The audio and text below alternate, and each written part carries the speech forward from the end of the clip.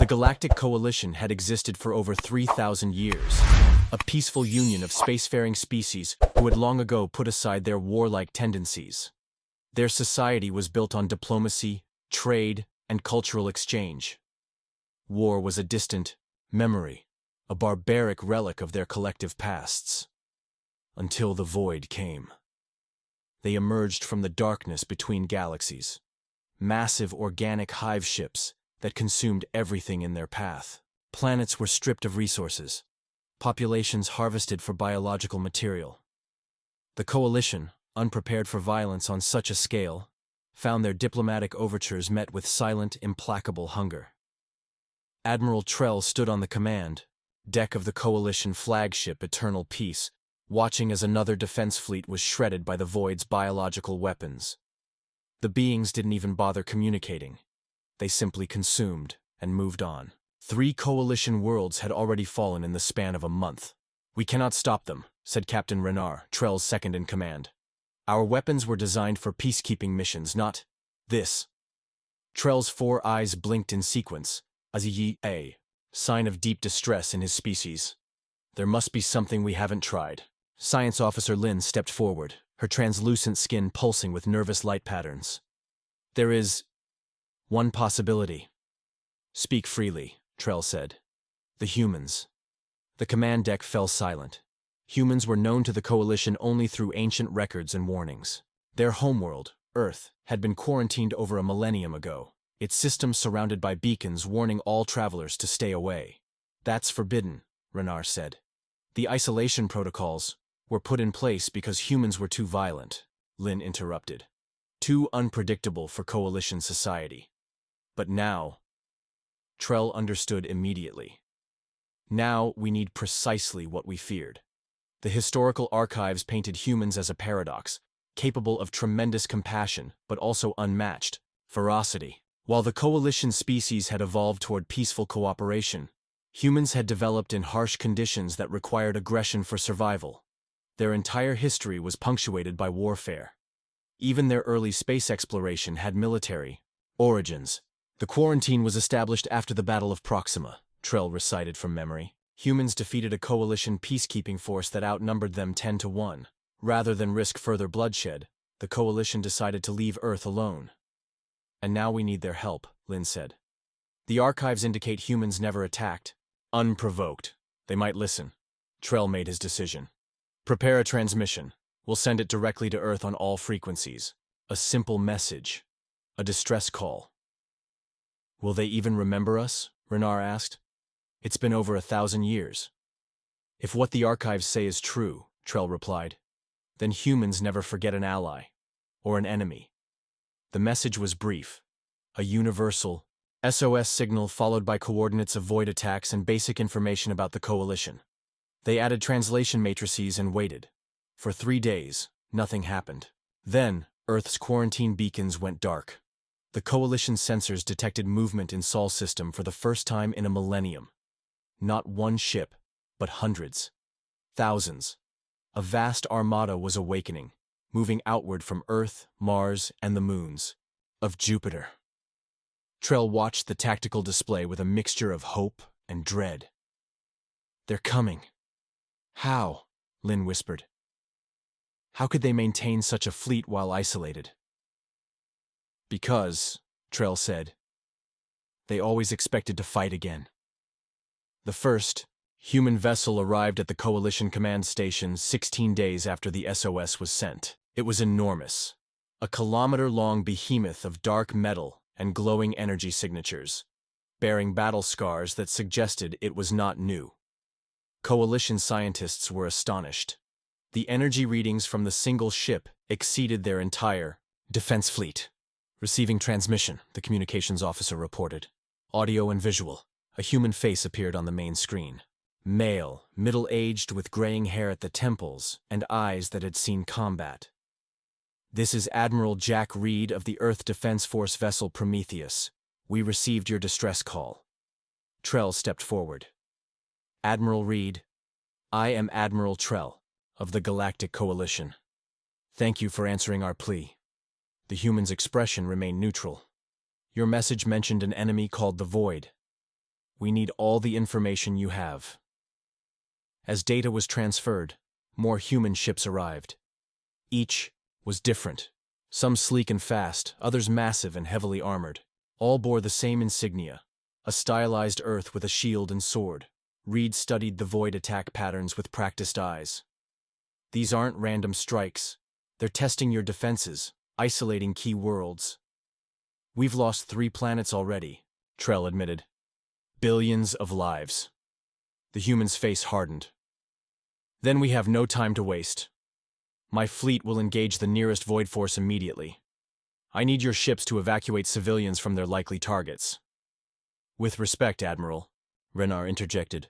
Our vessels should join yours in battle. Reed shook his head. Your ships aren't built for this kind of warfare. We are.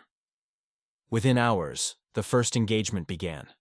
Coalition observers watched in shock as human vessels unleashed weaponry unlike anything they'd seen before.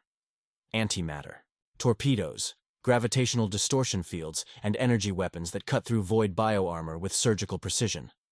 The humans fought with coordinated fury. Where coalition tactics emphasized defensive formations, the humans struck relentlessly, pressing every advantage, exploiting every weakness. They seemed to anticipate the void's moves before they happened. How are they doing this? Lin wondered, aloud as they watched the battle unfold. An Earth liaison officer named Marcus answered, We've been preparing for this for 1,000 years. For the void specifically? Trell asked, confused. Marcus shook his head. For anything. After you quarantined us, we realized the universe was more dangerous than we thought. So we built. We trained. We never stopped developing weapons and tactics. The battle ended with the human fleet victorious, though several Earth ships were heavily damaged. The Void forces retreated, something they had never done against Coalition defenders. Admiral Reed returned to the command station, his uniform singed, face smudged with soot from a bridge fire. This was just the beginning, he said grimly. The Void will adapt. We intercepted their communications. They're calling for reinforcements. Communications? Trell was surprised. We detected none. They use quantum entanglement signals, Reed explained. We cracked their code years ago when they sent advanced scouts through our outer system. We've been watching them. You knew about the Void? Lin asked. Reed's expression darkened. We've fought them before, centuries ago. They avoid Earth now. They remember what happened. Why didn't you warn us? Trell demanded. Because, Reed said coldly, you put up beacons telling the galaxy to stay away from us. You called us savages, too violent for your enlightened society. Now you need those savages to save you. The Coalition High Council convened an emergency session as more human ships arrived daily. Their fleet now numbered over 5,000 vessels, ranging from small, agile fighters to massive dreadnoughts. Each ship bore markings of different Earth nations and colonies, yet they operated with perfect coordination. Council Elder Vix, whose species had been among the first to encounter humans, millennia ago, spoke gravely. We must acknowledge our error. We feared humanity's capacity for violence without recognizing its value. They speak of fighting the Void before, another counselor noted. Yet our records show no such encounter. Because it never reached your territory, said General Kate Wilson, the human representative invited to address the council. She stood with perfect military posture, her weathered face contrasting with the more delicate features of the Coalition species. General Wilson activated a holographic display showing an area of space beyond Coalition borders. 200 years.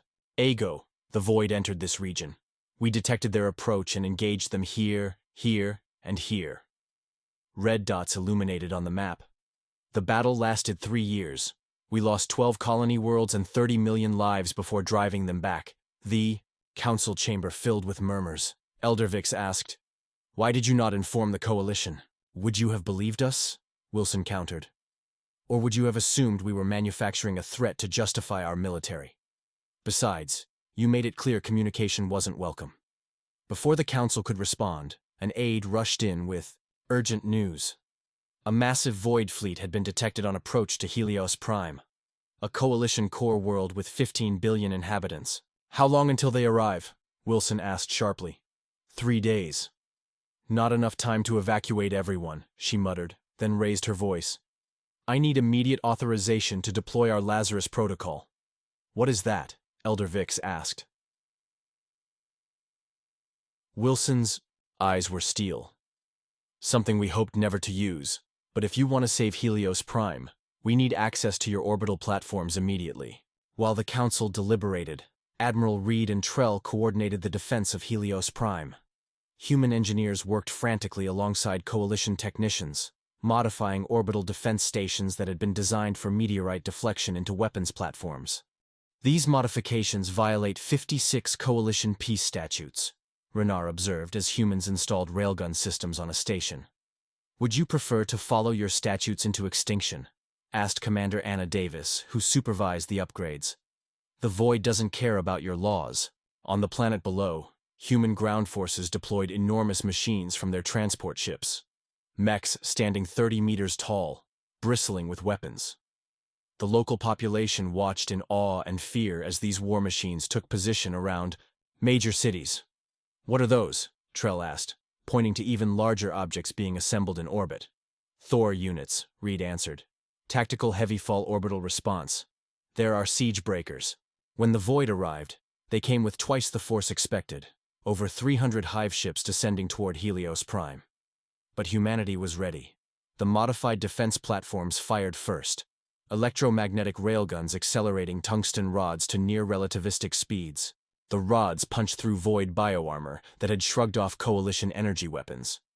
Then the human fleet engaged, not in the defensive formation Trell had suggested, but in aggressive attack wings that cut through the Void formation.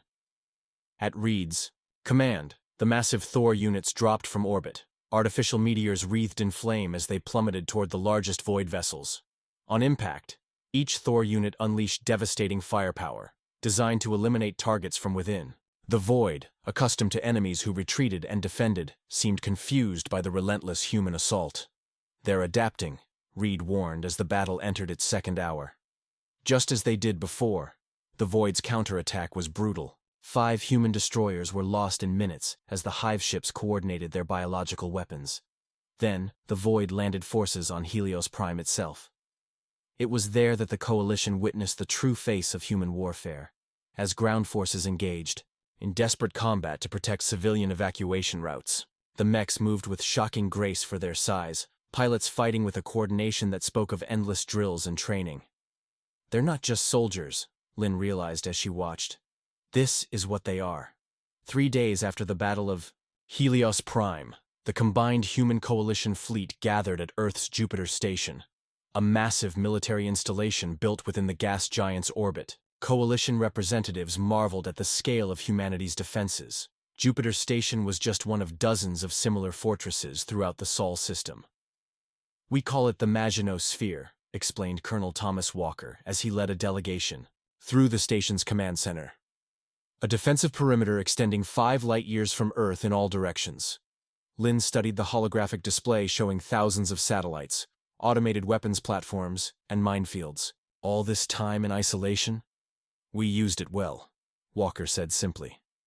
"After you quarantined us, we unified like never before." Nations that had been enemies for centuries found common purpose in defending humanity. The tour continued to a sealed vault where Walker required multiple biometric scans to gain entry. Inside, suspended in a containment field, floated a small fragment of black, organic material. "Void tissue," Walker explained. "From our first encounter 3 centuries ago. We've been studying them ever since, learning their weaknesses." 3 centuries. Trell was confused. "General Wilson spoke of a battle 200 years ago. Walker's expression grew somber. "That was the second encounter. The first was worse. We lost Earth temporarily, had to retake it." The implications stunned the Coalition representatives. Humans had not only fought the Void before, but had experienced planetary invasion and reconquest. Horrors beyond Coalition comprehension. In a strategy room, Admiral Reed outlined the next phase of operations with both human and Coalition commanders present. The holographic display showed Void movements across Coalition space. "They're concentrating forces here," Reed indicated a sector containing 3 resource-rich worlds. "Classic consolidation pattern. They'll build strength before pushing deeper." We should evacuate those systems, a coalition admiral suggested. No, Reed countered. We attack them while they're gathering. With what? Trell asked. Even with your impressive fleet, they outnumber us. Reed's smile was thin. We're waking the Titans. The term meant nothing to the coalition representatives, but the human officers straightened, expressions a mixture of awe and concern. Admiral, Walker said carefully. The Titans were never meant to be used except in existential threat scenarios. What do you call this? Reed gestured to the map showing compromised coalition worlds. If the Void establishes a foothold here, they'll eventually make their way back to Earth. We end this now. The Titans, it was explained, were 7 massive warships built in the early days after Earth's quarantine. Unlike modern vessels, they were designed without restraint, planet killers equipped with weapons banned by humanity's own laws. They had been sealed away, sleeping giants meant only for humanity's darkest hour. Each Titan carries a Genesis device, Reed told the stunned coalition representatives, capable of reconfiguring matter at the subatomic level. Against the Void's organic ships, they'll be devastatingly effective. Such weapons. Elder Vix's voice trembled. They could destroy entire worlds. Yes, Reed acknowledged without apology. That's why we locked them away. Humans understand our capacity for destruction all too well, Elder. We don't celebrate it. We contain it. Save it for when there is no alternative. As preparations continued, coalition scientists worked alongside human engineers, learning weaponry techniques their civilization had abandoned millennia ago. Many were disturbed by how quickly they adapted to thinking in terms of offensive capability rather than defense. Does it bother you? Lynn asked Dr. Michael Grant, a human weapons specialist, as they calibrated a particle beam. Creating things, designed only to destroy? Grant considered the question seriously. What bothers me is necessity. In an ideal world, I'd design terraforming equipment or deep space explorers. But we don't live in that world. The coalition tried to create that ideal world, Lynn said softly. And it was beautiful, Grant acknowledged. But beautiful things need protection. The Titans emerged from their long dormancy in Earth's outer solar system, where they had been hidden within hollowed-out asteroids. Each was 3 kilometers long, with angular predatory lines that distinguished them from the more streamlined modern human vessels. They bore ancient names that resonated through human mythology: Prometheus, Odin, Zeus, Ra, Shiva, Amaterasu, and Quetzalcoatl. Their hulls were midnight black, absorbing light rather than reflecting it, making them appear as voids against the stars, a darkness to counter the void itself. Aboard the Prometheus, Admiral Reed stood on a bridge designed for a crew of hundreds, but now operated efficiently by just 50 due to automation advancements. With him were Trell and Lynn, invited to witness the awakening. The Titan fleet was commissioned after our first war with the Void, Reed explained as ancient systems hummed to life around them. Our world was in ruins, billions dead. We swore it would never happen again. How could you build such vessels while rebuilding your civilization? Trell asked. Necessity, Reed said simply. And fear. Powerful motivators.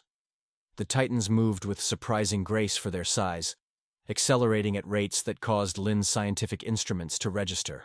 Anomalies. Partial dimensional phasing, explained Chief Engineer Laura Banks when Lynn questioned the readings.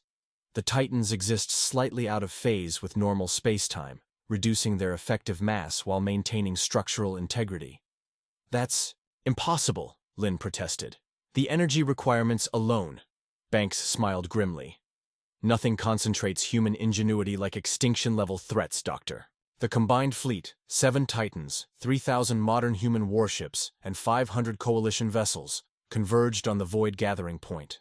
Long-range scans indicated approximately 2,000 Void hive ships amassing there, consuming asteroids and small moons for raw materials. In the final briefing before battle, Reed addressed the fleet commanders. This operation has one objective: complete elimination of the Void presence. No survivors, no retreat. The Void operates with a collective consciousness. Any ship that escapes will carry knowledge of our tactics back to their main fleet. The battle plan was divided into 3 phases. First, the modern human fleet would engage the outer defensive screen, drawing Void forces into predetermined kill. Zones. Second, coalition ships would target the Void's biological support vessels, slower craft that processed raw materials into biomatter for the hive ships. Finally, the Titans would strike at the heart of the Void formation, deploying their Genesis devices. Remember, Reed concluded, the Void adapts quickly. Once we commit to action, we have approximately 30 minutes before they develop countermeasures to our primary weapons. Speed is essential. The battle began precisely as planned. Human strike craft swept through the outer Void defenses with practiced precision, their attacks creating gaps that larger vessels exploited. Coalition ships, newly equipped with human targeting systems, performed better than anticipated, destroying 63 support vessels in the first wave. Then the Void did something unexpected. Rather than defending their position, they abandoned their partially consumed resources and formed an attack pattern the humans had never seen before. A double helix formation that allowed their biological weapons to support each other with overlapping fields of fire. They're learning, Reed observed grimly as casualty reports came in. Human losses mounted quickly as the Void formation proved devastatingly effective against conventional attacks. It was time for the Titans. The 7 ancient warships moved into position, their massive engines flaring with controlled antimatter reactions. As they approached the Void formation, their outer hulls began to transform, revealing weapon systems that had remained hidden even from Coalition scanners. Genesis deployment in 3 minutes, reported the Prometheus weapons officer. The Void recognized the threat. Their entire formation shifted, concentrating fire on the approaching Titans. The Quetzalcoatl took heavy damage, its forward sections disintegrating under concentrated bioplasma attacks. Quetzalcoatl is initiating self-destruct, came the calm report. Captain Richards requests permission to detonate within the Void formation. Reed closed his eyes briefly. Permission granted. Godspeed, Richards.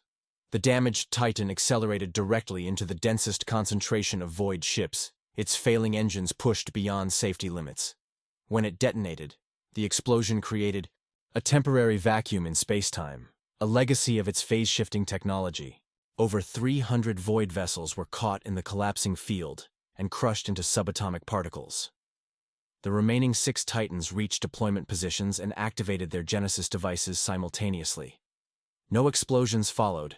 Instead, waves of reconfiguring energy washed outward, turning the organic matter of Void ships into inert carbon compounds. Void vessels simply came apart, disintegrating without resistance. Within minutes, the battle had turned decisively. As the fleet secured victory, Trell watched Reed closely. The humans showed no elation, only grim satisfaction and immediate concern for recovery operations. You've done this before, Trell realized. Not just fought, orchestrated annihilation. Reed turned to face him. Yes, Admiral, and if necessary, we'll do it again. 6 months after the decisive battle, humanity's integration with the Galactic Coalition proceeded cautiously, but steadily. Earth representatives had been invited to join the High Council, and technology exchange programs were established. Many Coalition worlds, however, remained wary of humanity's military capabilities. On New Terra, a human colony established outside the former quarantine zone, representatives from both civilizations gathered to discuss the ongoing Void threat. The meeting took place in a garden dome designed to accommodate various species' comfort needs, a symbolic gesture of cooperation.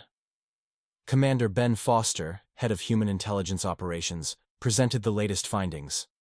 The Void forces we defeated were only an expeditionary fleet. Based on deep space monitoring, we believe their main civilization occupies at least 3 satellite galaxies of the local group. The gathered officials murmured with concern. Elder Vic spoke first. Are you suggesting the Void could send an even larger force? Eventually, yes, Foster confirmed. But our victory has bought us time. The Void consciousness operates like a neural network. It needs to process the defeat, adapt its strategies. Admiral Trell, now serving as Coalition Security Coordinator, asked the question many were thinking. How long do we have? 5 years, perhaps 10. Foster displayed a holographic map showing Void movements detected at the edge of the galaxy. They're regrouping, but also watching us. Learning. What followed was a debate about preparation strategies. Coalition representatives advocated for expanded early warning systems and fortified defense perimeters. Human delegates pushed for a more aggressive approach, establishing forward bases and developing new weapons technologies. "We cannot become what we fear," argued Councillor Marine, from a species known for their philosophical traditions. The coalition was founded on principles of peace. "Peace requires strength," countered General Wilson. "The Void doesn't recognize diplomacy or moral authority, only force and adaptation." As tensions rose, a new voice joined the discussion. Dr. Alan West was the foremost human expert on void biology, having studied their remains for decades. He was elderly now, his hands slightly trembling as he activated his presentation. "We've been asking the wrong question," he said quietly, commanding immediate attention. "It's not about how we fight the next wave. It's about why they're here at all." Dr. West's research had made a breakthrough. The Void wasn't simply consuming resources. It was hunting something specific. Analysis of attack patterns across both human and coalition space revealed a consistent target: worlds with certain rare elements used in advanced quantum communications. "They're not just predators," West explained. "They're searching, and I believe they're running from something." His evidence was compelling. Void behavior showed signs of urgency beyond mere expansion. Their consumption patterns suggested preparation rather than simple growth. "You believe there's something worse out there?" Elder Vix asked, voice barely audible. "I believe the universe is darker than even we imagined," West replied. The revelation shifted the entire discussion. If the Void was fleeing something, humanity and the Coalition might face an even greater threat in the future. Cooperation wasn't just beneficial, it was essential. That evening, after formal talks concluded, Admiral Reed and Admiral Trell stood on an observation deck overlooking New Terra's capital city. Below them, humans and various Coalition species mingled in streets lined with both Earth plants and alien flora, integration happening organically, despite political complications. "Your people adapt quickly," Reed observed. 6 months ago, most Coalition citizens had never seen a human. "Necessity," Trell replied, deliberately echoing Reed's earlier explanation of human military development. "And perhaps some wisdom, finally." Reed smiled slightly. "We have much to learn from each other. Your people's focus on harmony and cooperation. We lost much of that during our isolation. And we lost the ability to defend ourselves," Trell acknowledged. Perhaps both paths were necessary to reach this point. Their contemplation was interrupted by an alert from Reed's communication device. New long-range scans had detected unusual energy signatures from beyond the galactic barrier. Massive movements unlike either known civilization. Reed's expression hardened as he reviewed the data. "It seems Dr. West's theory may be correct sooner than we thought. Whatever the Void is running from, it's coming." Trell felt a chill despite the climate-controlled environment. "What do we do?" Reed's response was immediate and certain. "We prepare, together." Throughout human space, mothballed, shipyards reactivated. Secret facilities buried beneath Earth's moon and Mars opened for the first time in centuries, revealing weapons platforms and research installations that had remained hidden even from most of humanity. Meanwhile, Coalition worlds began their own transformations. Ancient defense systems, preserved in museums as historical artifacts, were studied and modernized. For the first time in millennia, Coalition species embraced their forgotten martial histories. On Earth itself, the most sacred human military site was open to Coalition representatives, the War Vault, buried deep beneath the Pacific Ocean. Inside were the cumulative lessons of every human conflict, preserved as a reminder and warning. "This is our history," General Wilson told the Coalition delegation as they toured the facility. "Every mistake, every horror, every innovation born from our darkest moments. We preserved it not with pride, but with solemn responsibility." The centerpiece of the vault was a simple glass case containing Earth's oldest recovered weapon, a crudely shaped stone axe, hundreds of thousands of years old. "From this," Wilson gestured to the primitive tool, "to the Titans. This is humanity's path. We offer our knowledge not to militarize your society, but to ensure its survival." Elder Vic stepped forward, placing a 6-fingered hand on the glass. "We rejected this part of ourselves long ago. Perhaps too completely. There's wisdom in peace," Wilson acknowledged. Just as there's wisdom in remembering how to fight when peace fails.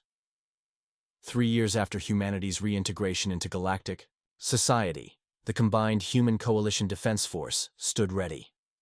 What had begun as reluctant cooperation had evolved into genuine alliance, with integrated command structures and unified strategic planning. The Void had not returned in force, but scout ships had been detected with increasing frequency. More concerning were the anomalies beyond the galaxy's edge. Massive disturbances in space-time that suggested something unprecedented was approaching. On Mars Colony, now a major coordination center for the Alliance, Admiral Reed had established joint headquarters inside Olympus Mons. The facility combined human military efficiency with coalition communication technologies, creating a command center that could coordinate forces across half the galaxy.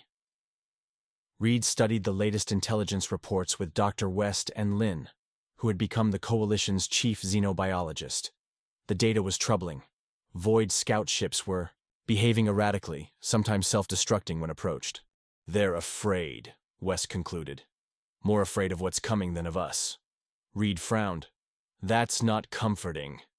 An alert sounded throughout the facility.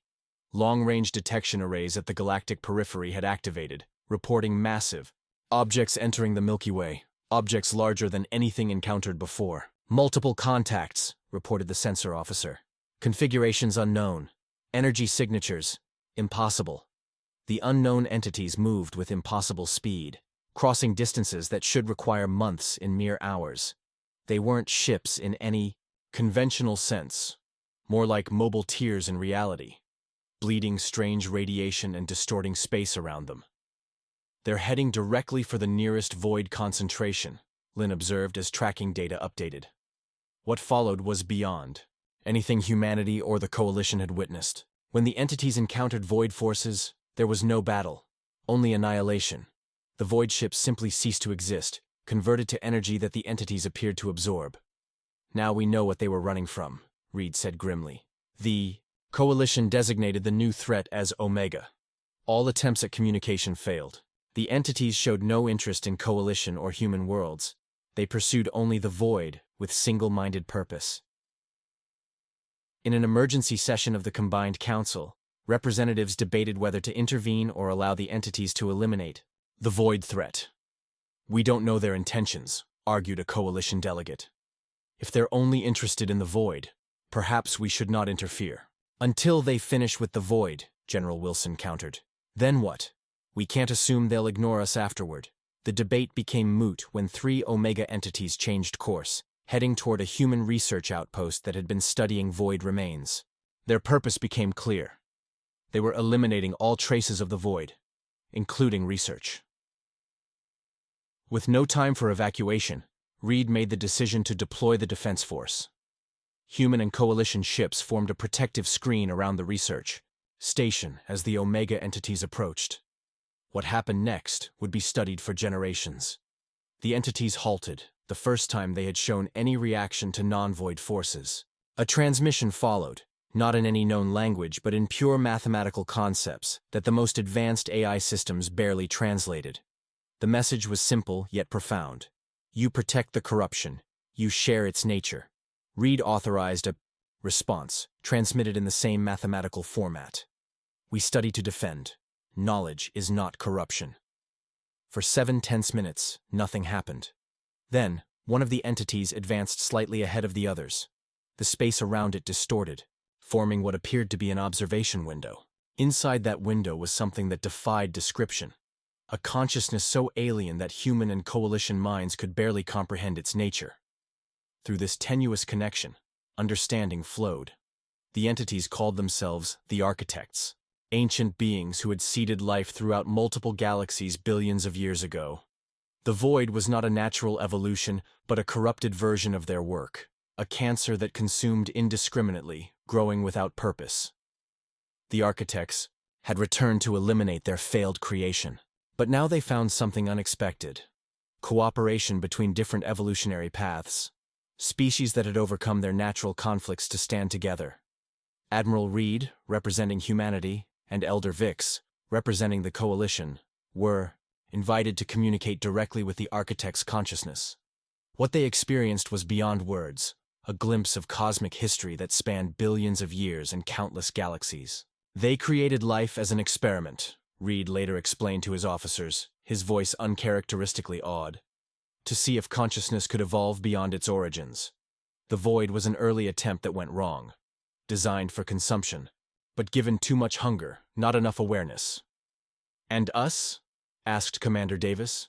Later iterations, more balanced. Reed's eyes were distant, still processing what he had witnessed.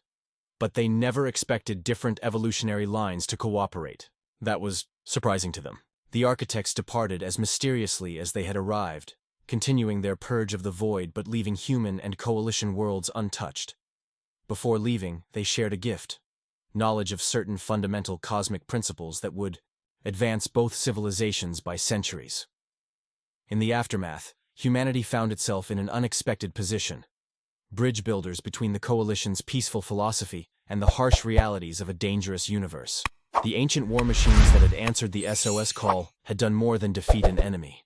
They had preserved a future where different paths of evolution could learn from each other. On the observation deck of the Mars headquarters, Admiral Reed stood with Admiral Trell watching the sunset over Olympus Mons. Coalition and human ships passed overhead, their crews now integrated, training together for whatever might come next. "Do you think they'll return?" Trell asked. "The architects?" Reed considered the question. "Yes. Not soon. Perhaps not for generations. But they'll be watching us. Testing us," Trell suggested. "Perhaps." Reed smiled slightly. "Or maybe they're just curious. We surprised them. Species that evolved separately finding common cause. Enemies becoming allies." "That too," Reed acknowledged. "Maybe that's the test they never thought to create, whether different paths can converge." Below them, in the Mars colony, humans worked alongside a dozen coalition species, building something that had never existed before. A civilization that valued both peace and strength, cooperation and self-defense, unity and diversity. The ancient war machines remained vigilant in orbit around human worlds, ready if needed. But now they served a greater purpose, reminders of humanity's journey and symbols of an unexpected truth, that sometimes the fiercest warriors make the most determined peacekeepers. And somewhere in the vastness between galaxies, the architects continued their work, with a new variable added to their cosmic equation. The unexpected alliance born when a peaceful coalition sent an SOS, and humanity's ancient war machines answered.